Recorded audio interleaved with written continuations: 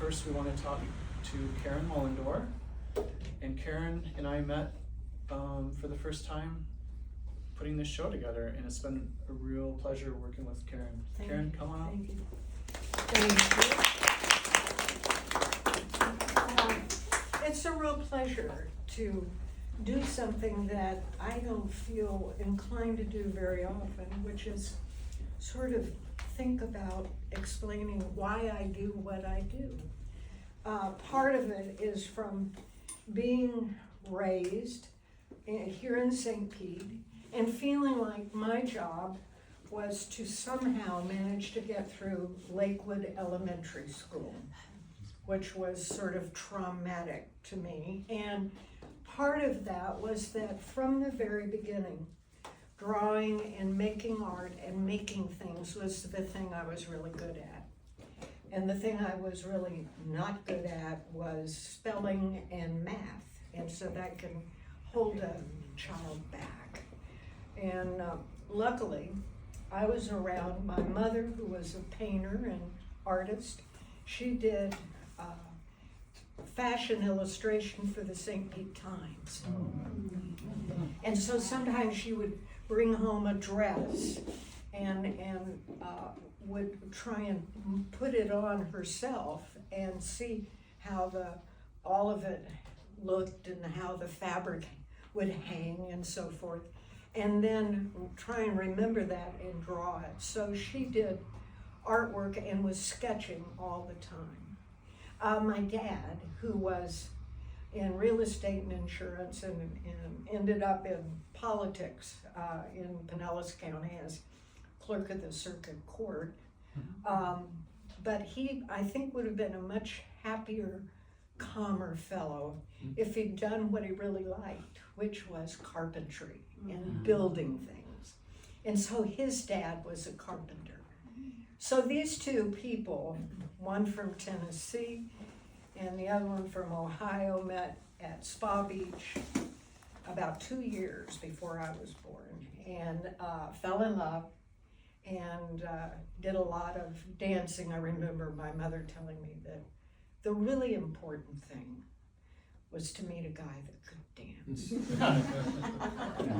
There we are. And so he was a good dancer. So that's where I grew up, was here.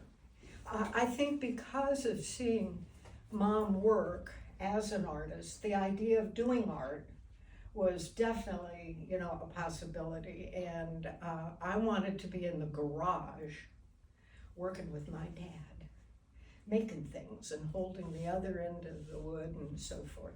So that idea of making things was something that I felt centered and calm and focused, and that sensation of feeling good about what I was doing, I still have.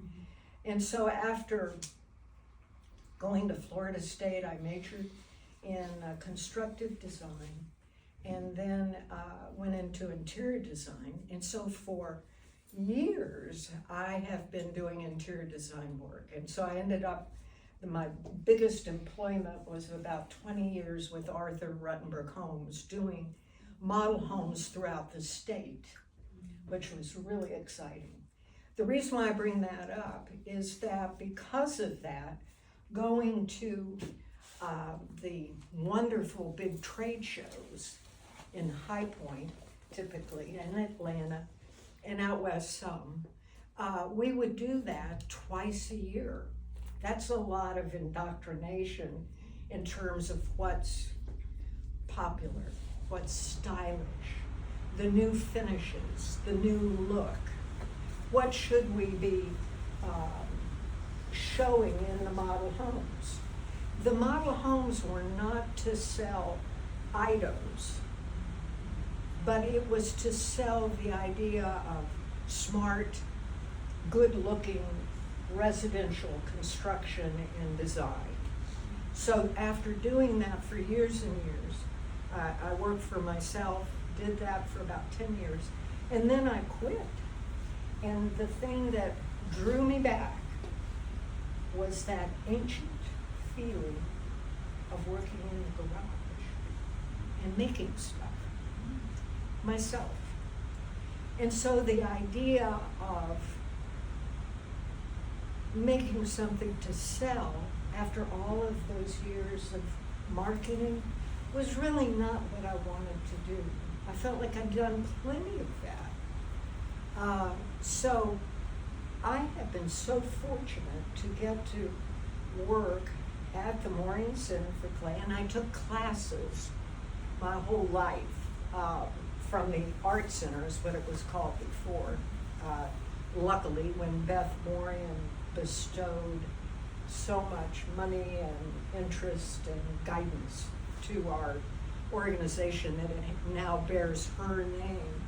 But the Art Center, had been there for years and years before. So I feel like I've benefited from being in St. Pete, and I've benefited from my mother's constant optimistic attitude about art. It wasn't focused on trying to make money, it was more focused on working as much as she could, and she was a terrific painter. She did a lot of figurative work, which, strangely enough, is kind of what I was drawn to do, more female figurative work, because most of the figure drawing classes had female models typically. And then there's that person that I run into every morning. And go, so you can't help but relate, to some degree who you are and how you work and how things are. And so that is why I've stayed with figures. I've taken some liberty on smoothing down rear ends just because I always wanted mine to be very small. But anyway, so all of these things have kind of behind them, it's a little bit of me talking. And it's a little bit of what I would say if I had someone that would really want me to tell them that. So I'm indulging myself tremendously by this kind of idea, is like rising up, doing better, trying to be your best version of yourself would be kind of the theme. The mother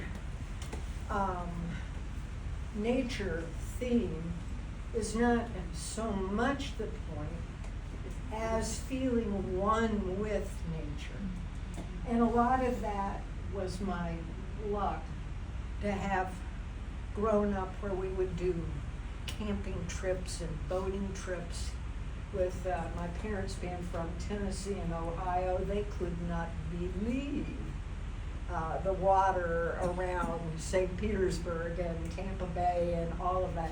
And so boating and camping and that something about the care of feeling like all is well with the world had to do with being in a tent with your mom and dad and little sister. It was like, this is really nice. We're all right here, all is well. And that kind of comfort I am responding to when I do these pieces. Now, like this girl, which I'm very annoyed, she's got her back to us, but if I'm gonna turn her around. All of these pieces are made with ceramic cone, say 5, cone 6, which is temperature.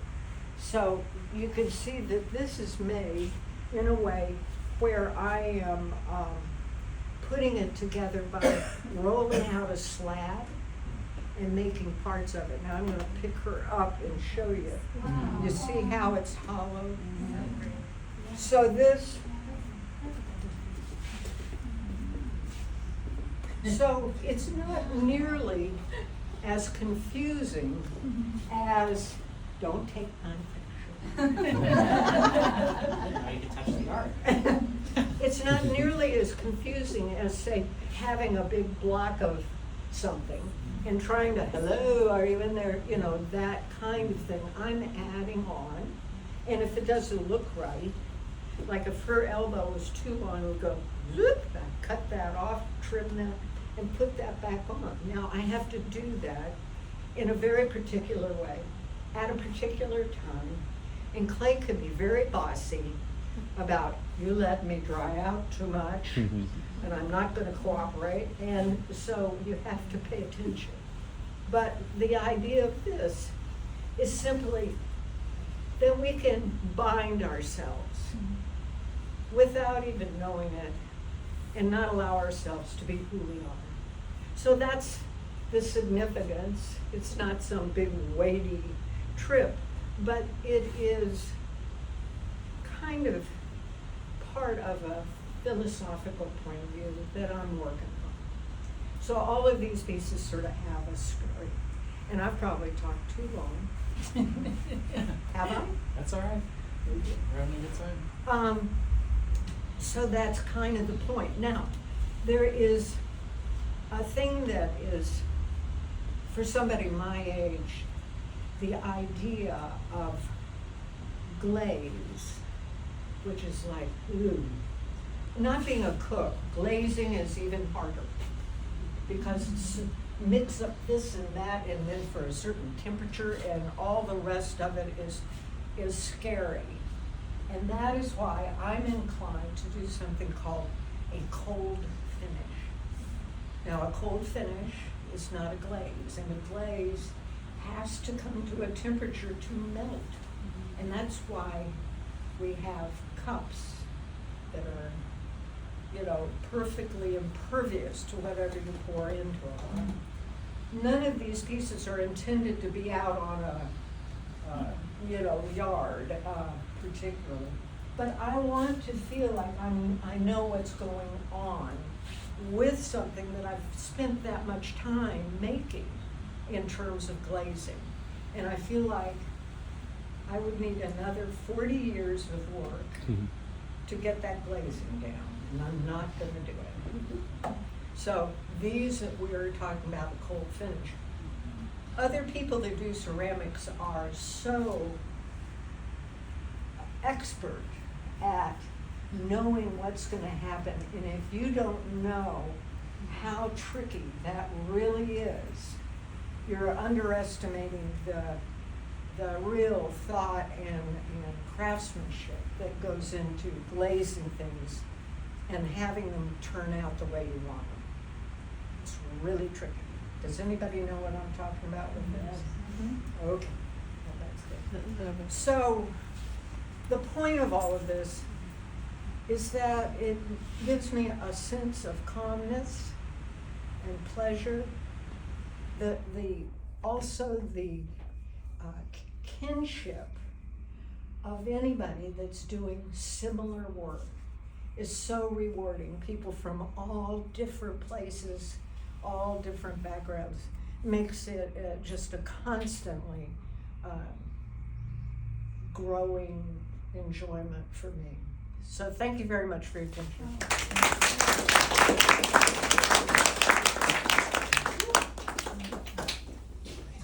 Thanks, Karen. So we'll have a question and answer period after, if anyone has questions about whatever Karen was talking about. I had lots of questions about the cold finish, for example, like what's that? So anyway, our next speaker is Minakshi, who's done these incredible paintings. There's lots of stories going on here, lots of layers, and she's much better telling that than I. Thank you. Namaste, I'm from India. Thank you for the Werk Gallery who give me the opportunity to do my show here. I'm honored. And I have to start how I make myself artist, because in my family no one is an artist.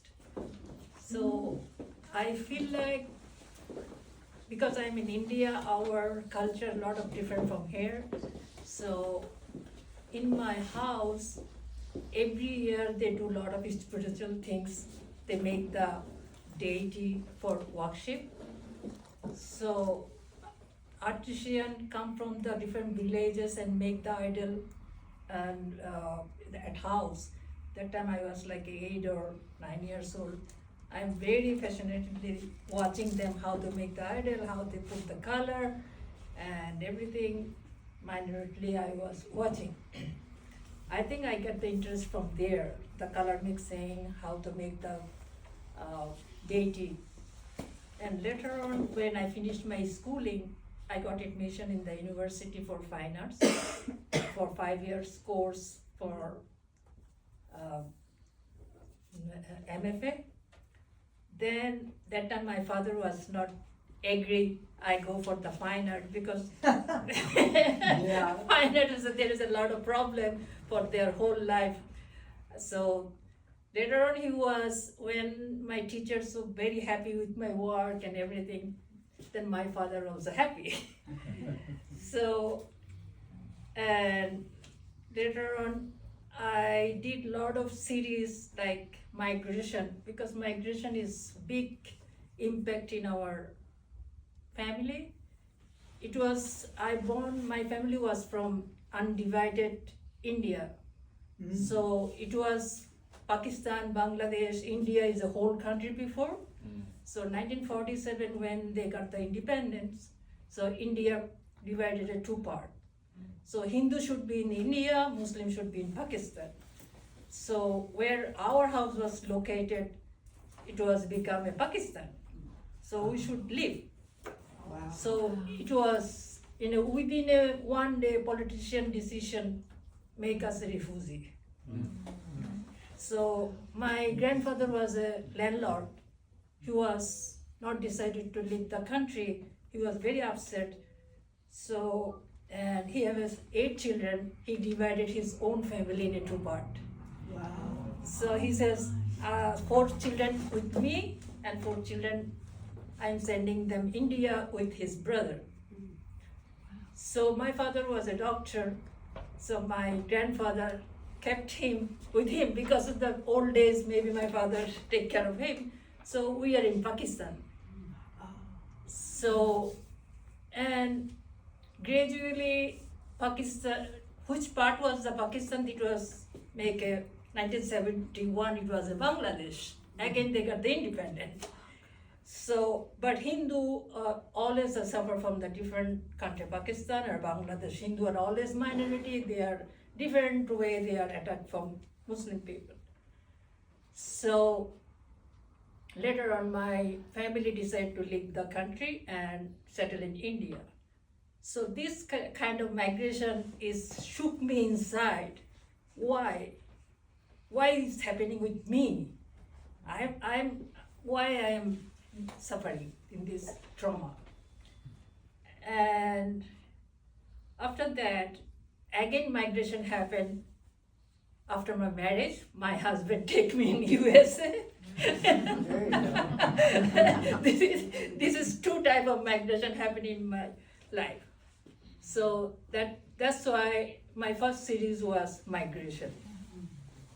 And later on, I did another series, it's called Captive, about the women. So I saw in India, Pakistan, even USA, all the women are facing different kind of captivity. So my next series was Captive. And now I'm showcasing this one, small and big. This is my latest series. And this series started after COVID. Wow. COVID, I was severely suffering with my depression, and I started meditation, how I can overcome this suffering. And then I start a lot of spiritual book, like I can recommend one book, autobiography of Yogi, Paramahansa Yogananda. That book made me a lot of change in my whole life. I mean, my food habit changed, my thinking process, listening process, everything changed. I don't like to very calm and quiet kind of things I like it. And even my subject of the painting also all of a sudden is changed. And this is the result. And when I start painting, I don't know, somebody, I feel like guiding me from somewhere. Is I connected with the universe somewhere? Because when I start the line and everything, I don't know, I don't make any layout or anything. It's automatically my hand is guiding somebody and my line is like a river.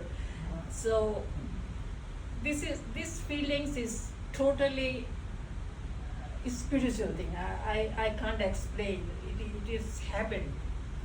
And then I try to how to make the, before I usually do the small painting, and later on I feel like, why not I make it bigger? So this, my technique is, in the first layer I do random color, whatever it is, there is no plan. I do the random color on the canvas. Then I start layer by layer what I'm gonna do, and that's why I have a very,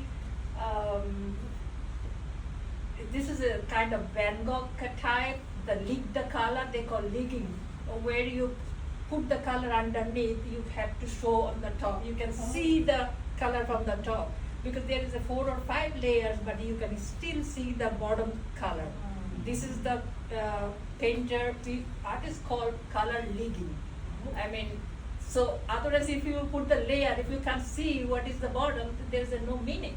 So you have to, that's why I have always in my mind, I need to show my bottom layer from the top. People can see what I did in the bottom. So that's why you can see the lots of layer and lots of color inside all of the painting. This is my technique actually. And do you have any questions? So I think I'm done. Okay.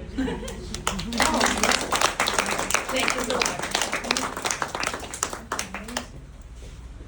I think it's hard to talk about each one because each one has like a really deep story. So if you want to talk to Minakshi about a specific painting or what's going on with this symbol, or I know we've had a lot of questions about what do the feet mean, and this one has a fascinating story of tree of life and evolution. So there's a lot going on.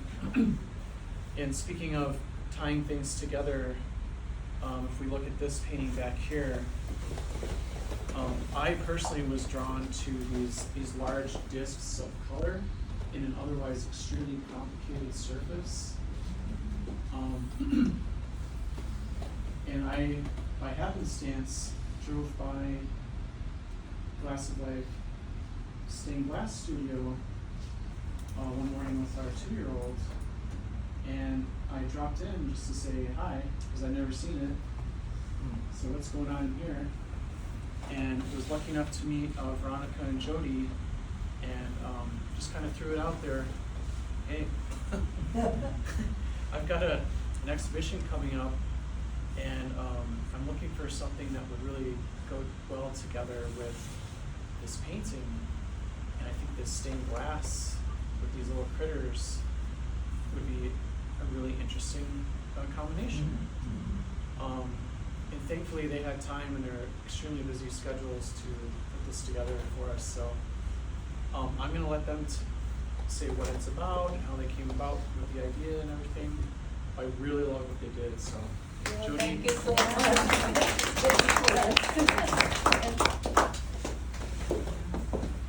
Hi, I'm Jodi from Glass of Life, and just briefly, we pulled out different chakra colors and made them the backgrounds of some of the creatures that you see, and we thought that would be a good way to kind of,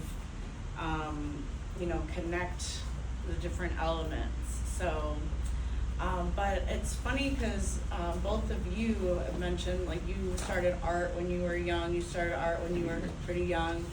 I've been an accountant my whole life. Oh my gosh. I'm a CPA, I do taxes, so I didn't get into art until my mid-30s. I never considered myself artistic, I never considered myself creative. And I started my own accounting business in 2011. And about 4 or 5 years into doing accounting, I got bored, surprise, surprise. And I also do dog rescue. I'm on the board of Gold Coast Greyhound Adoptions. Oh.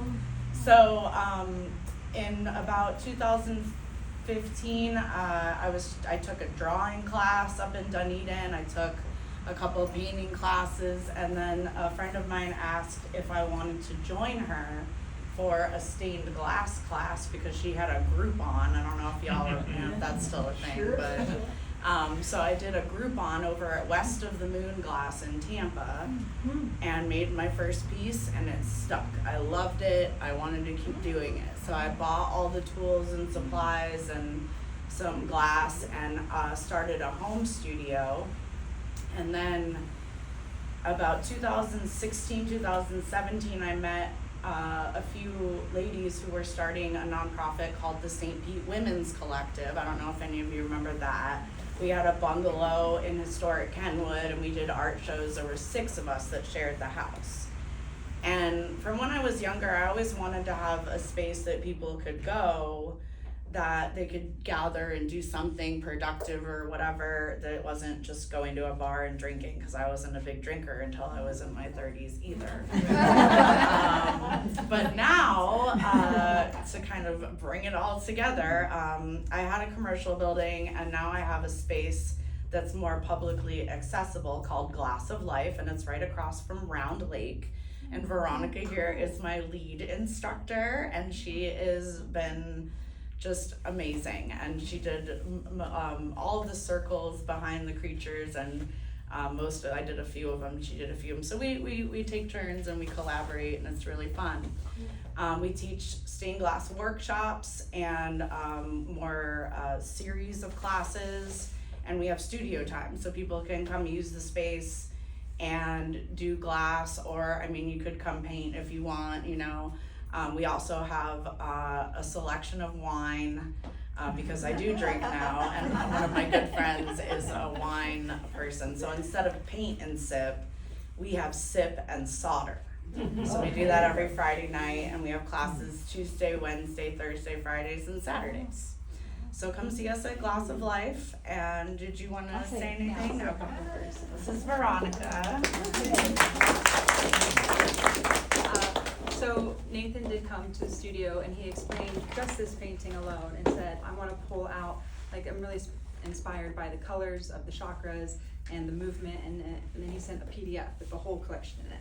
And so I studied everything, and I was really drawn towards this down here and all of the layers and movement, but I kept coming back to the chakras and the animals in that, and so we layered, and again, all of the layers and all of the collection is why we decided to put the animals on top of the glass rather than just making a 2D piece, which we could have done, and it was important also, the glass that we chose, there's a lot of movement, and we chose different colors of the glass, but the same style of glass to pull it all together, and then having the translucent circle. We wanted it to shine through. So the way they've set it up here, we had no say in, but it couldn't have gone better. It's beautiful. Yeah. So cool.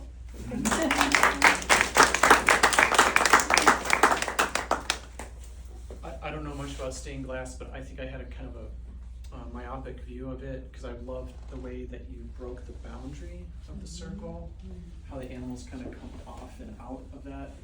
That was really a fun surprise for me as a curator, like, oh wow, I never would have thought of that. Yeah, excellent job, really beautiful work. And I know stained glass, sometimes you want to see it through a window, so you get all this beautiful color coming through. Obviously we're a little bit limited here with that, but I loved throwing the color onto the walls with this dimension after dimension after dimension of color. The only thing that they won't do is stay flat. They kind of spin around, so that's fun. That's fun. And it's movement. Right. I think you all know, but there's the gallery in back too, which is a sort of an overflow of the show. There's another beautiful piece called the Tree of Life back there. It's a much bigger piece. Thank you very much. Well, and our next speaker is Xan Peters, our last speaker, and I was drawn to Xan's work. I think first with the little, these are porcelain potion bottles. I just kind of like the idea, because what started happening curating the show was like, okay, there's something kind of magical going on here, and you know, and so the idea that we could all carry around these little potion bottles and you know get through our day was really fun. But visiting with Xan got a little bit deeper and tying in, you know, Minakshi is talking a lot about life, but in that is also talking about the cycle of life, which of course includes death. But with Hinduism, we're talking about one of the oldest trains of thought on the planet, and we're talking about very deep history. And so Xan also brings that sensibility to the show with his skulls, and then he has a background in paleontology. That's kind of where he started. So Yeah. Thank you all. No, this is an incredible show to be a part of. When Nathan approached me about it, I was a little nervous because I didn't really feel like I had much time to figure out, you know, what I would contribute. And I think, but it was the more I heard about the show and what the concepts were, I got really excited, because it's exciting when you find other people they're interested in that vein of things. I grew up in Clearwater. I had a completely different, complete change of scenery for school. I went to Montana State University for my undergrad. I really had it in my head I was going to be a paleontologist. Also, I think, you know, at least explaining it to my parents, you know, paleontologists, you can always work for an oil company, you know. But that was not what I ended up doing, obviously. I was there, I was taking art classes. You know, my mother's an artist. She had a gallery in Clearwater that I basically grew up in. And I was always interested in prehistoric creatures and everything. I get to college and I start studying it, and I'm just getting more and more drawn into my art classes. And I love paleontology classes because it is a lot of science, it's a lot of math, but you do get to draw quite a bit. And a lot of it is kind of very abstract thinking about how to interpret the past, how to look at something and look at fragments and try to put together a bigger picture. I think that aspect of it really fascinated me, the history of it, even though all the things that we as a society had gotten wrong about the past and then have to correct for, like this ever, you know, this ever more and more correcting, kind of getting closer to the truth but never quite getting to the actual truth. The past is in a lot of ways unknowable. And I think that was sort of the more philosophical bent I had on it, which doesn't really have a fit when, you know, you're supposed to identify conodonts and in different levels of mudstone, you know. So I got more and more drawn into that, and then I took a art history class on Dutch Baroque art history. So this is like 1500s, 1600s Dutch painters. These are the bowls of fruits, the vases of flowers, and exotic ephemera, and skulls, and snuffed out candles. All of that type of painting that you'll see at a museum.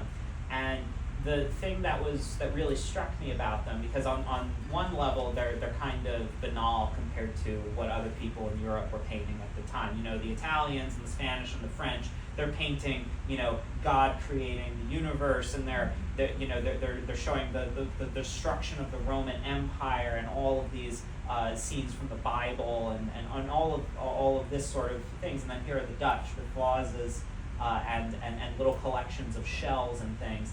And the more I learned about it, these were deeply meaningful studies that, you know, looking at nature, they were trying to assemble their own little microcosm, their own little way of showing how the world worked, even if it was with kind of just ephemera from their travels as traders and their sort of global economic endeavors. So that fascinated me. These little paintings that actually had a lot to do with the history of museums themselves, the little cabinets of curiosity that, you know, rich people would assemble their collections of stuffed animals and specimens from all over the world, those things eventually would grow into what we would call a natural history museum. And there was sort of this connection of these are people trying to pull together all of these things to try and tell a story, to try and assign a narrative to history. I think we're all more and more familiar with the idea of history, of narrative being something that's not always set, that we can tell one story and there's another story happening. Maybe it's being a child of divorce, I don't know. Thinking of, you can witness an event and two people have a very different recollection of how it went. And then there's you in the middle. So I really liked that idea of history sort of being this thing in flux, this thing that was subjective depending on how you were assembling all of those artifacts, all of those fossils. And that ended up, I was always sculpting and painting dinosaurs, prehistoric animals, but then also a lot of animals that had gone extinct because of human activity, and things that, all of these ways that nature and history were very much interwoven with each other. The way that as the material world, as an industrialized world pushes nature further and further away, there are still these little echoes in our material world of that nature, of those things that it had supplanted. All these little, I liked this idea that things could still reemerge, that they're, in a way, it still sort of felt like these museum exhibits where we try to reconstruct something in a diorama, and it's not the thing itself. This is the treachery of images, the like surrealist, this is not a pipe. You can create something in a little box in a museum and you're trying to tell a story, but it's not the thing itself. It's kind of an abstract thought that we're looking at this little panel and we're putting it together in our heads. Yes, this is what happened. So that's really become more and more of my focus on my art practice, as I try to, I start with a creature or a story or something that is interesting to me, and then as I make it, sort of trying to figure out how that fits into trying to understand it, and trying to get closer to it, and trying to know some sort of truth that ultimately is just limited by me, my own mind and my own limitations, that I cannot know it, but is still this thing I must do, I'm compelled to do because I want to know it, I want to understand what happened, how these things all work together. As mentioned, I work over at the Moraine Center for Clay, and it's been a tremendous shift for me as well, because I was a painter in college. I started thinking I was going to do ceramic sculpture, probably things similar to what Karen did, but oil painting called me. That's what I got my major in, along with museum studies minor. And then suddenly after school, I was working for a production potter. I was back into ceramics. I went to grad school, still wanted to study painting. Immediately after I graduated, got a job working for another production potter. And now here I am managing the Clay Center, so it's inescapable. And I am. And tomorrow we're going to be starting a wood fire that's going to last into next weekend. We're going to start loading the wood kilns tomorrow. Yeah, it's going to be quite a spectacle. Even that action, that ancient practice, the reiteration of something that people have done for thousands and thousands of years, feels really important. It's maybe something I'm still trying to figure out how that fits into my practice, but it definitely feels like a connection there, like another human attempt to try and participate in that natural process. So we'll see what happens if we create things or we just blow them up and melt them. But anyways, I really appreciate everyone being here, and I loved being a part of this show with a bunch of fantastic artists. So thank y'all. Thank you.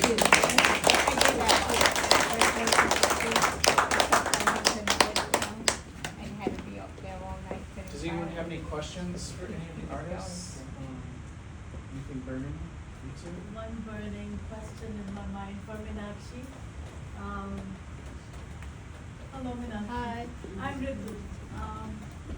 So my burning question is about the repetition of strokes. You know, just when is it enough? Like when do you feel as you start? Okay. Because I work in fabric, and so I have to reach a point where I say, okay, I could do 10 more, but you know, so This thing happened. Yes. And yeah, we because don't of feel repetition. where is the end. Yes. It was automatically your heart will tell you, Yes. now is enough, stop it. So is that when you change color? Well, no, change, the color is in the underneath, Is first. is the first. Ah. In the, all the line is when I finish all the subject done, then I did all the lines is in the top of the. Ah. Yeah. Okay. Because it almost has a batik. Yeah, Feel. yeah, that's why when Yeah. I start, there is a random color. There is Okay. I just think the top should be dark and Yeah. slowly it will be lighter. So when I start, I put the random color and then I feel like which color I'm gonna keep and which one I'm gonna delete. Yes. That way I decide. Yeah. So slowly, when I, from the distance I see this color is good, this, Yes. then I finish all the subject details, and the last thing is my It's the lines, repetition. all the lines, and line also I decide what type of flow I'm gonna Right. put. This line is different, this line is different, this line. Yes. So that one I have to pick what type of line I'm gonna use. Exactly. Yeah. Excellent. Thank you. Is that piece there inspired from the ashrams in India? This one? The long one? This That it reminds me of an ashram, if I went to an ashram in India, I would see something It's like that. actually in India there is some kind of classical dance. There is the Bharatanatyams and Odissi, lot of different category dance movement there. This is my daughter used to study in Bharatanatyam, so I know the all kind of steps how she practiced. This is all the rhythm of her, and all the rhythms they have something message on it. What type of feet should be, and what type of hand should be. There is all movement is there is a meaning. So you do see that in Bali then, in Bali, they do that too, the Hindus? Yeah, Bali is a lot of Indian philosophy they follow. There is a lot of temples. Before it was in all in part of India actually, and separate. Slowly they are divided in different countries. So still, if you go visit, there's lots of temples and Ramayana, our spiritual book, Mahabharata, all the mythological story they're carving in the wall of temples. Yeah.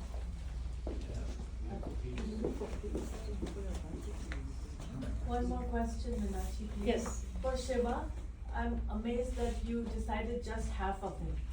That is blowing my mind, because I don't know if I would be able to settle with that. You know what I mean? Like, Yeah, I understand. you know, I mean, it's so beautiful, but it's just destroying my brain that it's only half.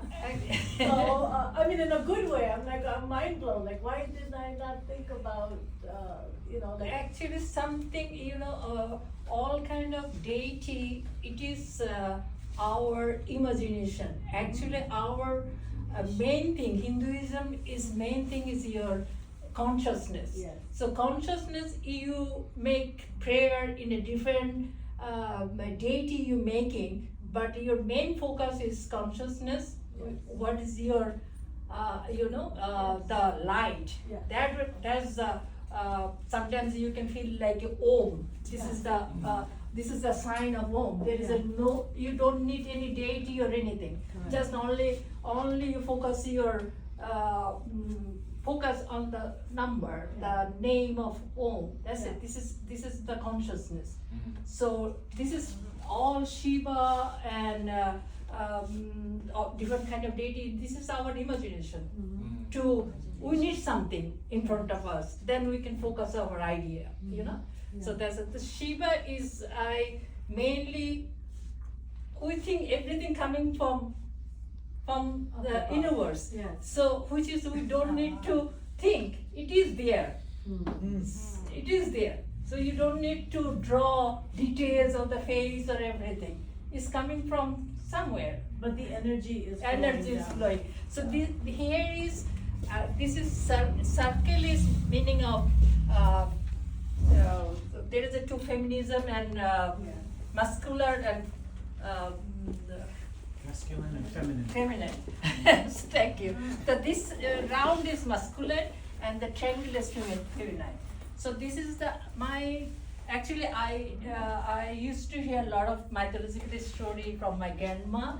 So this thing I just combine and stitch my idea with my grandma's story and I reflect in the canvas. Yes. So this Shiva, when he touched the ground and creation happened. So happen means masculine and feminine, when they touch together, the life is born. Yes. So that's the thing, this is the sign of, life. Yeah. So sign of life, this is the thing, that's the life is start. And all the spiritual, this is when you do the spiritual prayer or anything, this is all the instrument we use. This is, you can, all Hindu or India, go visit where you can see all kind of utensils for the prayer things. So, this is itself as an artistic piece, all instrument. It's so unique shapes. I feel, oh my God, how they create all this like a sculpture piece. It's all the unique shapes. So that's why I think maybe it's not gonna survive too long. It's I have to paint on my canvas, then it's gonna stay. So I feel like to create the atmosphere of happiness. That's why I put the dancing movement. The everywhere is life is create, so whole world is enjoying.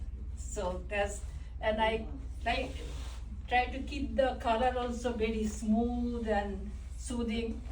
And I put the red is symbol of something happened. That's, and Shiva, this Trishula means there is a past, future and present. So these three heads. This is the first. Yeah, that's it. And that's this line also I mentioned. Put intentionally when thing happen is like a volcano kind of things. That's why the line is totally different here, and here is different. Thank you. Yes. I'm sorry, I think I missed, what do the feet represent? What the feet? Or what do? Which one are you talking The feet. Feet? Oh, this is all the feet are dancing movement of the. There is a classical dance called Bharatanatyam. So all the feet are, there is a different movement, and all the movement they have something message on Different it. meaning. Hand movement and feet movement. There is a different name, and there is a message on it too. Thank you. Well, Any questions? any more questions for any of the other artists? Okay, thank you. She I did. have one more question. How long does it take to make one? That's a good question. Maybe 3 months, 4 months, I don't know. I never count my time, or I just random doing. And when I feel like I forgot about my lunch or dinner, I just keep going. My husband sometimes is, where is the food? There is no food at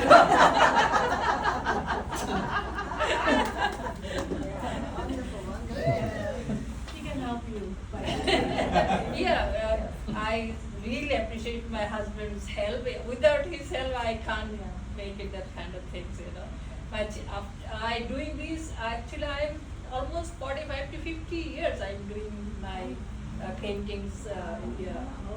So, and And when the children grew up, then I said, I'm free, now I have to do this. So financially, if he not support me, you know the artist life, sometimes we can sell. There is no fixed income. So he support me, that's why I can manage it, you know. We are freelancer. There's no- Actually, it's okay, not question, but I'm Japanese, I'm teaching Japanese painting. Okay. So, Oh, wow. that's 11 years, and I married the big American guy, that's why I'm leaving. Actually, the last 11 years, I moved here and miss in Japanese history and culture, and my daughter married Japanese in Japan. She told me yesterday, a few days ago, I want to go India. Mom, I'm going to go India. So last time she went to India with my husband because she want to go India herself. Okay. He's so worried about, are you going to yourself? Then he went to India. And then one week, how many days? 2 weeks. 2 weeks in their ashram. Oh, And wow. I studied Buddhism way from Japan. I'm Yes. teaching Zen art in the Danilo Fine Center about 11 years. Yeah. People ask a question, but I study in Buddhism way, Japanese Buddhism. Is a Buddhism is a part of Hinduism actually. Yes, but Buddhism, from India. Buddha, his name was Yeah. Siddhartha before. He was a son of a Yes, king. yes, And yes. then all of a sudden he left the home, and then he says, I have to do Right. something different from the Hinduism. And there is a Hinduism lot of little bit conservative. He like to make it more broader way, and he make it. That's why he was successful that time.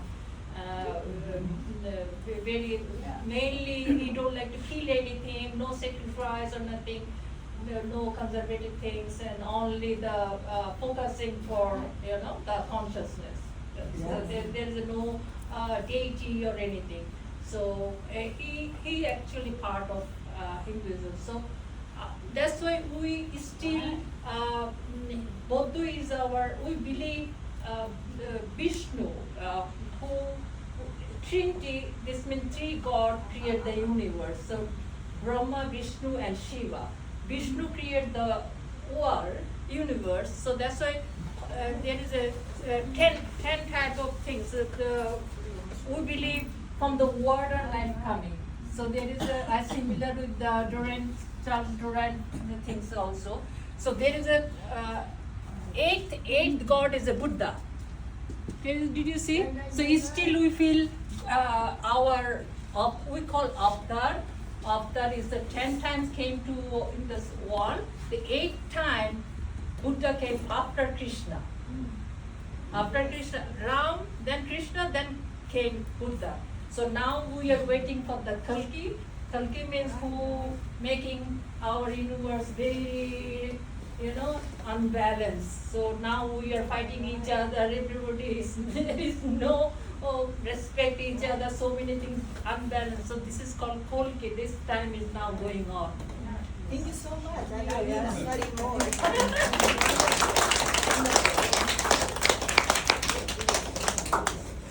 All right, thanks everybody for coming. Free to mill about, and the artists are here if you don't want to speak.